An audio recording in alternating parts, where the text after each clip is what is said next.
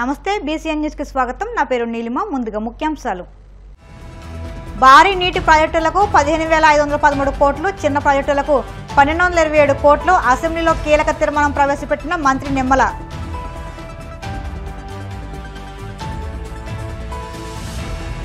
ప్రజలకు జగన్ సంక్షేమాన్ని అందిస్తే దాన్ని ఆర్థిక ఉగ్రవాదం అంటున్నారు.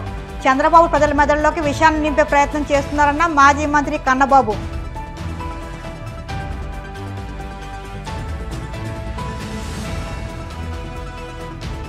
గోవింద నామస్మరణతో మారుమోగిన కోనసీమ తిరుమల. వాడపల్లి వెంకన్న దర్శనానికి పోటెత్తిన భక్తజనం.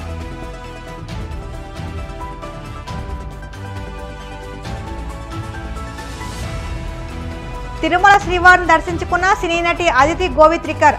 ఆలయ మర్యాదలతో స్వాగతం పలికిన అధికారులు. ఏపీ అసెంబ్లీ సమావేశాలు కొనసాగుతున్నాయి. అయితే అసెంబ్లీలో కీలక తీర్మానం చేశారు మంత్రి నిమ్మల రామానాయుడు. 2024-25 సంవత్సరానికి ఇరిగేషన్ ప్రాజెక్టులకు నిధుల కేటాయింపుపై అసెంబ్లీలో నోట్ ఆన్ డిమాండ్స్ ప్రవేశపెట్టారు మంత్రి నిమ్మల. భారీ మధ్య తరహా ప్రాజెక్టులకు 15,513 కోట్ల రూపాయలు కేటాయింపు కోరుతూ తీర్మానం ప్రవేశపెట్టారు. అలాగే చిన్న నీటి తరహా ప్రాజెక్టులకు 1,227 కోట్ల రూపాయల నిధులు కేటాయింపు కోరుతూ మరో తీర్మానం ప్రవేశపెట్టారు. ఉత్తరాంధ్ర సుజల స్రవంతి ప్రాజెక్ట్ ఏదైతే ఉందో చంద్రబాబు నాయుడు గారి యొక్క కళ అధ్యక్ష, గోదావరి వరద నీరు 63.20 టీఎంసీల నీటిని తరలించి దగ్గర ఉత్తరాంధ్రలో ఉన్నటువంటి 8 లక్షల ఎకరాలకు సాగునీరు అందించాలనేటువంటి ఉద్దేశం, 30 లక్షల మంది ప్రజలకు త్రాగునీరు అందించాలనేటువంటి ఉద్దేశంతో అందులో కూడా పర్టికులర్ గా అనకాపల్లి, విశాఖపట్నం, విజయనగరం, పార్వతీపురం, మన్యం, శ్రీకాకుళం జిల్లాలకి ఈ యొక్క ఉత్తరాంధ్ర సుజల స్రవంతి ప్రాజెక్టు ఒక లైఫ్ లైన్ గా ఉండాలనేటువంటి ఆలోచనతో ఎన్డీఏ ప్రభుత్వం ఉంది అధ్యక్ష.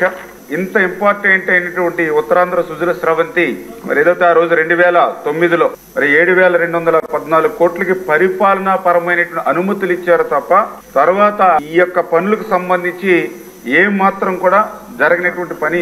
అటువంటి సందర్భంలో 2014లో తెలుగుదేశం ప్రభుత్వం అధికారంలోకి వచ్చిన తర్వాత 2017లో ఆ రోజు చంద్రబాబు నాయుడు గారు ఫేజ్ 1 గా 10 టీఎంసీల నీటిని దగ్గర 1,30,000 ఎకరాలకు సాగునీరు అందించాలనేటువంటి ఉద్దేశంతో అధ్యక్ష ఈ ఫేజ్ 1లో మీది కూడా నర్సీపట్నం, అందులో కూడా 40,000 ఎకరాల వరకు కూడా ఇందులో ఉంది. ఈ రకంగా ఆయన 2,022 కోట్లకు ఆ రోజు టెండర్స్ ని పిలిచడం జరిగింది ఫేజ్ 1లో. మళ్ళీ 2019లో ప్రభుత్వం మారడంతో 2019-2024 5 సంవత్సరాల్లో గత వైఎస్ఆర్సీపీ ప్రభుత్వం ఈ ఫేజ్ 1 కి చేసింది 0 అధ్యక్ష. 2020లో ఆర్భాటంగా ఫేజ్ 2 అని చెప్పి 15,028 కోట్లు ఫేజ్ 2 కి, ఫేజ్ 1 కి 2,022 కోట్లు, మొత్తం 17,050 కోట్లు పరిపాలన అనుమతులు అయితే ఇచ్చారు తప్ప 5 సంవత్సరాల్లో 5 రూపాయల పని కూడా గత వైఎస్ఆర్సీపీ ప్రభుత్వం చేయలేనిటువంటి పరిస్థితి రికార్డుల పరంగా కూడా ఉన్నటువంటి పరిస్థితి అధ్యక్ష. శారదా నది మీద బ్యారేజీల నిర్మాణం జరుగుతుందని అన్నారు. ఈ శారదా నది అనేది అనంతగిరి నుంచి ఎస్రాయం వరకు 125 కిలోమీటర్లు ఏదైతే ఉందో మరి ఇక్కడ గ్రోయిన్స్, చెక్ డ్యామ్స్ అంటే దగ్గర 24 స్కీమ్స్ వరకు కూడా ఈ శారదా నది మీద ఉన్నాయి. 40,000 ఎకరాల వరకు కూడా ఆయకట్టుకి సాగునీరు అందిస్తూ ఉంది. అయితే దురదృష్టం ఈ యొక్క స్కీమ్స్ అన్ని కూడా గౌరవ సభ్యులు చెప్పినట్లుగా శిథిలా వ్యవస్థలో ఉన్నటువంటి పరిస్థితి వాస్తవం అధ్యక్ష. 19-24లో 1 రూపాయి కూడా పెట్టకుండా ఇచ్చినటువంటి అనుమతులను కూడా రద్దు చేసి జీరో చేసినటువంటి పరిస్థితి అధ్యక్ష. నదుల అనుసంధానం అనేది చంద్రబాబు నాయుడు గారి యొక్క ఆశయం. భవిష్యత్తులో ఒక కరువు రహిత రాష్ట్రంగా మార్చాలనేటువంటి ముఖ్యమంత్రి గారి ఆలోచనల ప్రకారం ఈ ఉత్తరాంధ్ర సుజల స్రవంతిని ఖచ్చితంగా ప్రాధాన్యత తీసుకుంటామనే విషయాన్ని కూడా సందర్భంగా తెలియజేసుకుంటూ ఉత్తరాంధ్ర ప్రజలు ఎవరైతే ఉన్నారో మరి వాళ్ళు రుణం తీర్చుకునేటువంటి విధంగా కూడా టెండర్స్ పిలిచి ఏదైతే పనులు రేపు నెలలో ప్రారంభిస్తూ ఉన్నామనంటే ఉత్తరాంధ్రకు ఈ యొక్క ముఖ్యమంత్రి గారు కానీ ఎన్డీఏ ప్రభుత్వం ఇచ్చేటువంటి ప్రాధాన్యత అదే ఒక ఉదాహరణ అనే విషయాన్ని కూడా తెలియజేసుకుంటూ ఖచ్చితంగా రేపు భవిష్యత్తులో కూడా ఆ పనులను కూడా అనుకున్నటువంటి సమయానికి ఇమ్మీడియట్లీ నెక్స్ట్ మంత్ స్టార్ట్ చేసి వచ్చే సీజన్కి అంటే 2025 జూలై కల్లా గోదావరి వరద నీటిని ఉత్తరాంధ్రకు అందించాలనేటువంటి విధంగా చంద్రబాబు నాయుడు గారు కూడా మాకు నిర్దేశం చేయడం జరిగింది. I would like to move that the government be granted a sum not exceeding rupees 15,513 crores 65 lakhs 2,000 under demand number 33 major and medium irrigation. I beg to move that the government be granted a sum not exceeding rupees 1,221 crores 97 lakhs 60,000 under demand number 34 minor irrigation. తాము ఏదో విధ్వంసం చేసినట్టు అబద్ధాలు చెబుతున్నారని, చంద్రబాబు మాత్రం అద్భుతాలు చేసినట్టు మాట్లాడుతున్నారంటూ మాజీ మంత్రి కురసాల కన్నబాబు ధ్వజమెత్తారు. తాడేపల్లిలోని వైసీపీ కేంద్ర కార్యాలయంలో ఆయన మీడియాతో మాట్లాడుతూ వైసీపీ హయాంలో రీసోర్స్ ఫండ్ 10,500 కోట్లు సాధించామని తెలిపారు. ఆర్థిక మంత్రి పయ్యావుల కేశవ్ సభలో అబద్ధాలు మాట్లాడుతున్నారని మండిపడ్డారు. చంద్రబాబు మార్కెటింగ్ స్కిల్స్ ఊహకందని రీతిలో పెరిగిపోయాయని, ప్రజల మెదడులోకి విషయాన్ని నింపే ప్రయత్నం చేస్తున్నారని మండిపడ్డారు. జగన్ ప్రజలకు సంక్షేమాన్ని అందిస్తే దాన్ని ఆర్థిక ఉగ్రవాదం అంటున్నారని దుయ్యబట్టారు. రోజుల నుంచి బడ్జెట్ గురించి, ఈ రాష్ట్ర ఆర్థిక పరిస్థితి గురించి తెలుగుదేశం పార్టీ కూటమి ప్రభుత్వం వాళ్ళు మాట్లాడుతున్న తీరు చూస్తుంటే అసలు ఎలాంటి పదాలు వాడుతూ ఉన్నారంటే, ఏదో ఈ రాష్ట్రంలో 5 ఏళ్ల పాటు ఒక ఆర్థిక విధ్వంసం జరిగిందని, ఏదో ఒక ఆర్థిక ఉగ్రవాదం నడిచిందని, ఇలా రకరకాలుగా మాట్లాడుతూ ఉన్నారు. అసలు ఆశ్చర్యంగా ఉంది. గత 5 ఏళ్ల కాలంలో ఈ దేశంలోనే సంక్షేమానికి ఒక బ్రాండ్ అంబాసిడర్ లాగా ఆనాటి ముఖ్యమంత్రి గౌరవనీయులు జగన్మోహన్ రెడ్డి గారు దేశంలో ఏ రాష్ట్రంలోని ఏ ముఖ్యమంత్రికి సాధ్యం కాని విధంగా డీబీటీ కింద 2,73,000 కోట్ల రూపాయలు నేరుగా ప్రజల అకౌంట్లో వేస్తే అది ఆర్థిక ఉగ్రవాదం అంటాడు ఒక ఆయన. ఇంకొక ఆయన అంటారు అసలు ఆ విధ్వంసం అంటున్నారు. అబద్ధాలు వల్లివేస్తూ, చెప్పిన అబద్ధాన్ని చెప్పకుండా ప్రతి దాన్ని బ్రాండింగ్ చేయాలని ప్రయత్నం చేస్తూ ఉన్నారు. మాకు అలవాటే, ఎందుకంటే చంద్రబాబు నాయుడు గారు ఆయన గురించి చాలా గొప్పగా చెప్పుకోవడం, ఆయనకు అనుకూల మీడియా కీర్తించడం, ఇవన్నీ మేము చూస్తూ ఉన్నాం, మాకు అలవాటే. కానీ మిమ్మల్ని కీర్తించుకోండి, మీరు చాలా గొప్పవాళ్ళు, మీ అంత పెద్ద ఆర్థికవేత్తలు లేరని మీరు చెప్పుకుంటే నష్టం లేదు. కానీ గత 5 ఏళ్ల కాలంలో ఈ రాష్ట్రానికి అన్యాయం జరిగింది, ఆర్థిక విధ్వంసం జరిగిందని చెబితే మాత్రం అది పచ్చి అబద్ధం, పచ్చి అవకాశవాదం అని చెప్పి ఈ సందర్భంగా నేను చెప్తా ఉన్నా. చంద్రబాబు నాయుడు గారు ఢిల్లీ వెళ్తే ఈ రాష్ట్ర ప్రయోజనాల కోసం వెళ్ళినట్టట. జగన్మోహన్ రెడ్డి గారు వెళ్తే ఆయన సొంత ప్రయోజనాలకు వెళ్ళినట్టట ఆయన చెప్తారు. ఇవాళ చంద్రబాబు నాయుడికి, ఆయన ప్రభుత్వానికి అధిష్టాన వర్గం ఎవరు చెప్పండి. గతంలో కాంగ్రెస్ సంస్కృతి ఉన్నప్పుడు ఈ రాష్ట్ర ప్రభుత్వాలన్నిటికీ అధిష్టాన వర్గం ఢిల్లీలో ఉంటుంది, ఢిల్లీ చెప్తే కానీ ఏం చేయలేదని చెప్పుకుంటూ ఉండేవాళ్ళం.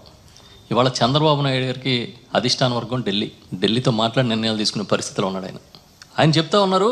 2014-19 మధ్య చాలా అద్భుతాలు ఆయన చేసినట్టుగా, ఆర్థిక వ్యవస్థని చాలా గాడిలో పెట్టినట్టుగా, 2019-24 మధ్య దీన్ని ఏదో నాశనం చేసినట్టుగా చెప్తూ ఉన్నారు. సో ముందు ఒక విషయాన్ని మాట్లాడదాం. విభజన చట్టం ప్రకారం రిసోర్స్ గ్యాప్ ఫండింగ్ అనేది కేంద్ర ప్రభుత్వం చేయాలి. మనకి అలా చేయాల్సి వచ్చినప్పుడు అప్పుడున్న లెక్కల ప్రకారం 17,000 కోట్ల రూపాయలు మన ఆంధ్రప్రదేశ్కి రావాల్సి ఉంది.